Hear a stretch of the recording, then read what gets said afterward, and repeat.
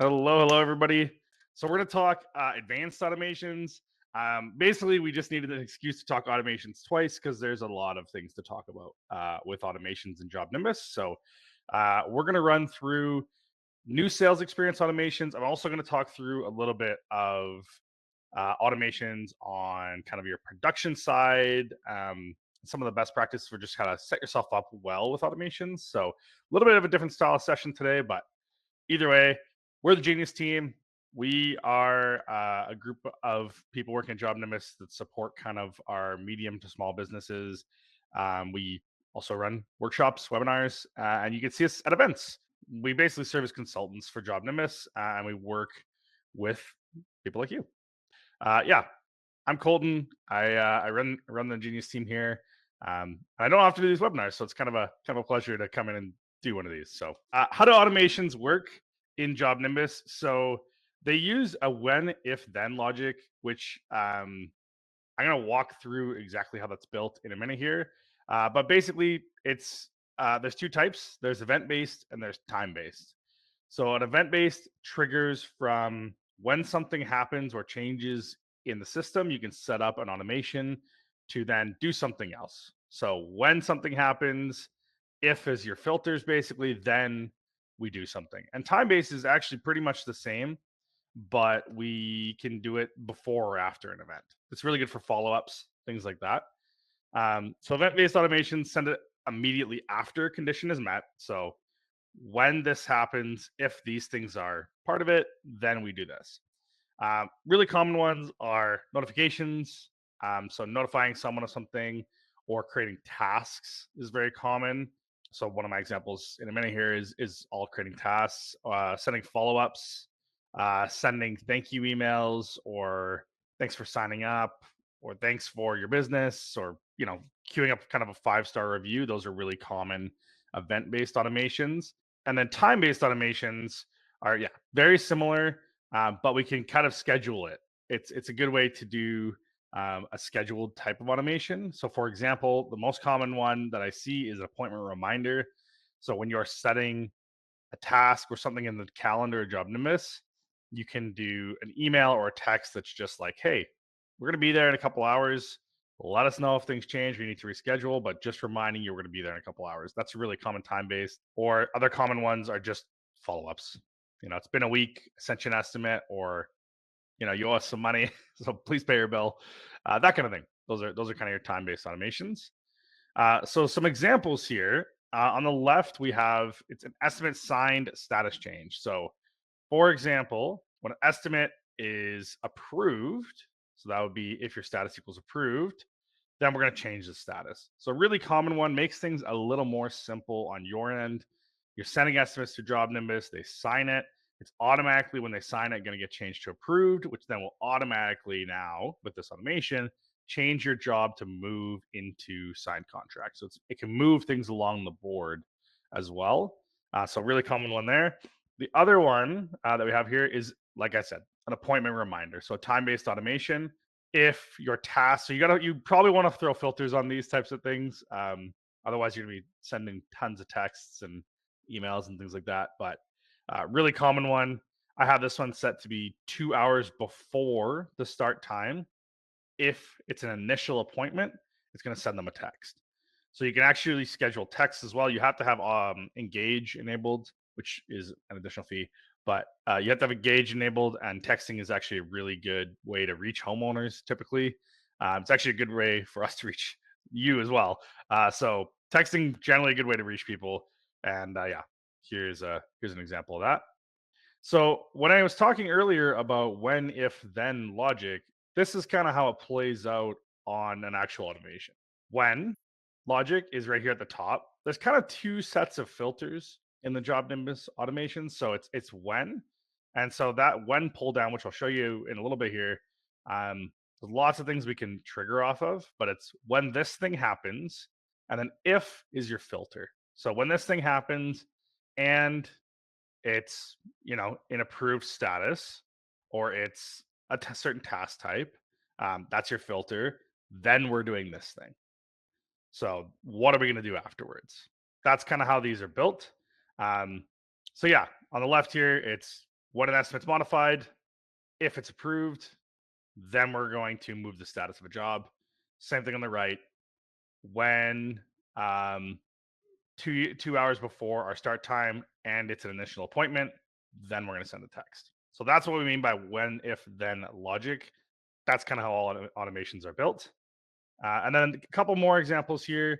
So, really common one is you get a signed estimate, you're moving the job into job prep, you're ready for production, and this is just basically spamming a bunch of tasks. So, if it's a retail job, you could do the same thing for insurance. You could set your filter to insurance and have a different set of tasks and a different automation. And if you're job prep, we're going to create 4 tasks. So 4 things to do for whoever manages that workflow. We're going to pull a permit. We're going to order or schedule materials. We're going to schedule a labor. We're going to prep a work order. So every time we move a job into job prep, whoever that's assigned to is going to get all 4 of these tasks so they can check them off and you can kind of keep things running smoothly. And then another example here on the right, invoice sent. It's a really common one. People want to get paid, and if it's sent. So when an invoice is sent, then we're going to send them an email that just says, "Hey, you owe us money." Yeah. So those are kind of your basics of automation. Uh, We'll dive into the product in a minute, but I also wanted to talk about when to automate and how to set yourself up to really do this.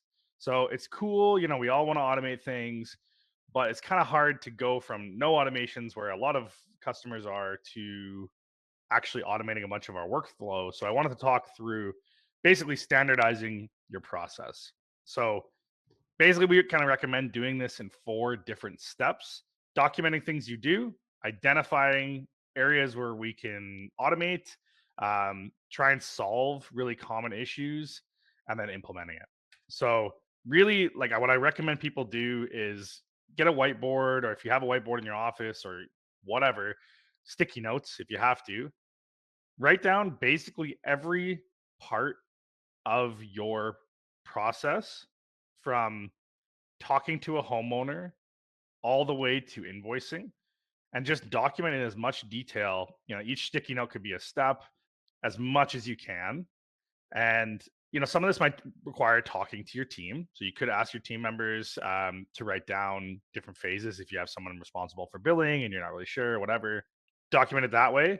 Um, and then, yeah, create a way to look at this, have your team give input, put it somewhere so they can kind of talk through it and get as much detail as you can.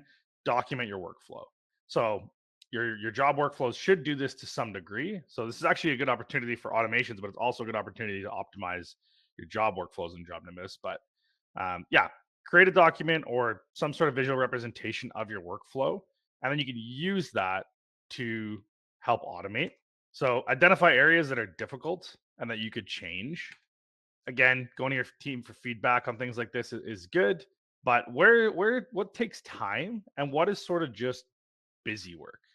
Because if there's stuff that's just busy work, like sending a follow-up email or something that's really inefficient, that is a good candidate to automate. Or if there's something people just drop the ball on a lot, also a good candidate to automate something.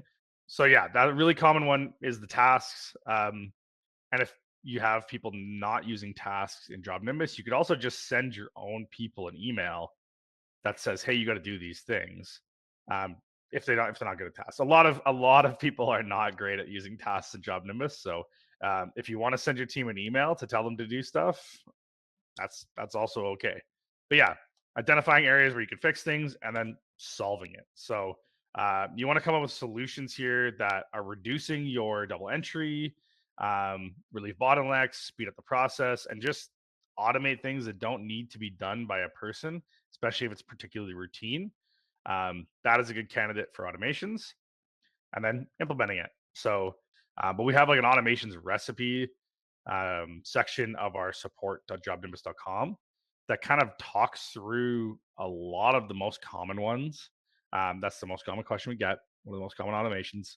And that actually it exists. We have it in our support knowledge base. So, yeah, being able to use those to implement where you have identified areas of improvement is pretty important. And then once you have that in place, it actually improves a lot of your business. It can improve your production, your sales, and it can improve the homeowner experience to give them touch points at the right time. So, really, it's about anticipating your customers' needs, applying automation to make that better. And really, we have some example touch points here on where you could do that. Really common is letting your homeowners know a project's been completed or giving a start date. Um, Material delivery. There's always a lot of contractors have horror stories of someone delivering to the wrong house or the wrong time, and then homeowners get mad at you. A lot of that comes back to just communication being an issue. So use automation to communicate. Time-based automation, we're going to be delivering at this day at this time. Have that be automated based on a task in JobNimbus. Then you don't have to remember you have happier homeowners. Same thing with an update for when the crew's arriving. Also, really common point attention for homeowners. Follow ups that the job's been completed, and you'll receive an invoice, and then automatically emailing that invoice too. All opportunities for touch points, and all four of these could probably be automated depending on how good you are with your processes. But um, really helps the homeowner journey, and it helps them give you a really good review once the job is done. And you could actually automate a 5-star review request as well. So, yeah, that's my spiel. We're going to jump into the product now. So, we're in JobNimbus here, and we got this fancy new sidebar. Automations is right here. The other place that you can get to it really easily is you can click your face or your picture, whatever, up here, your name, and there's automation right here. So, we are going to build one of these things. I'm going to go add automation. So a couple things that we can take into account here. So this is where we're picking event or time based. We're going to do an event based.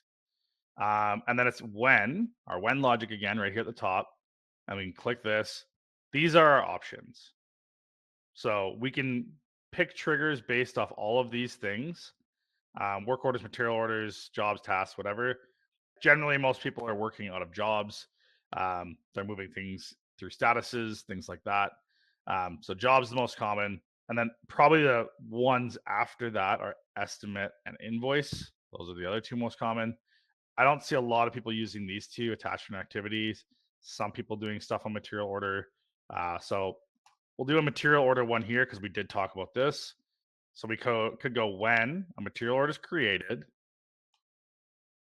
And we could say the date is whatever. Let's go next 7 days.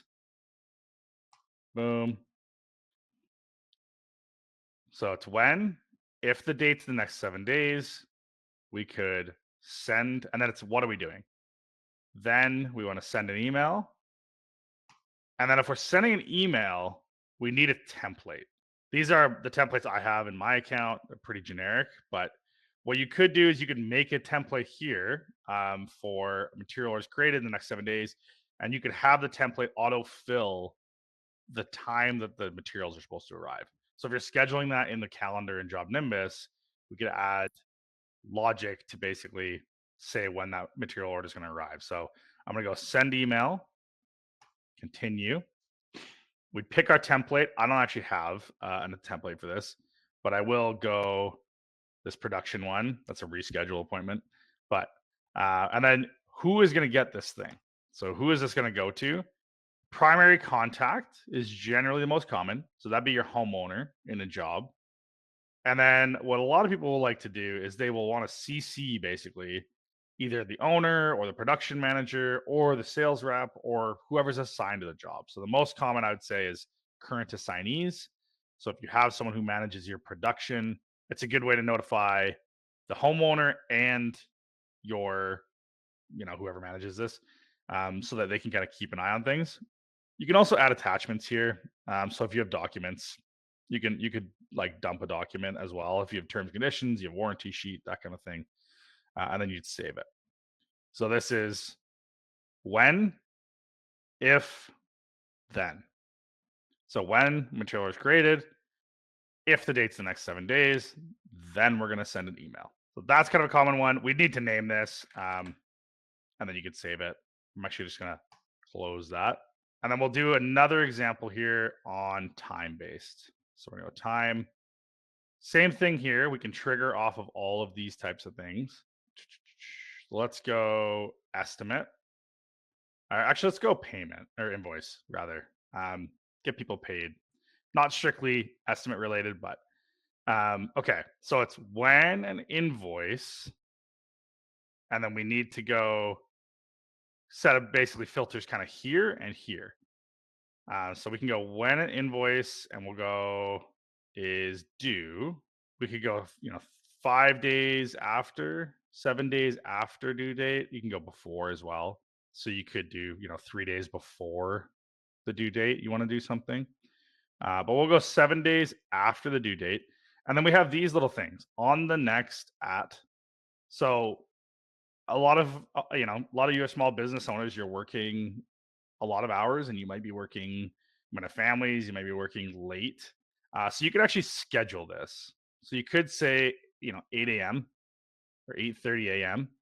So it's run this 7 days after the due date, but at 8:30 a.m. So if you set the due date as midnight on accident or something like that, this is a good way to kind of mess with that. Or you could also do it during just kind of days of the week you want to send emails. Maybe you don't want to send people emails on Sunday night.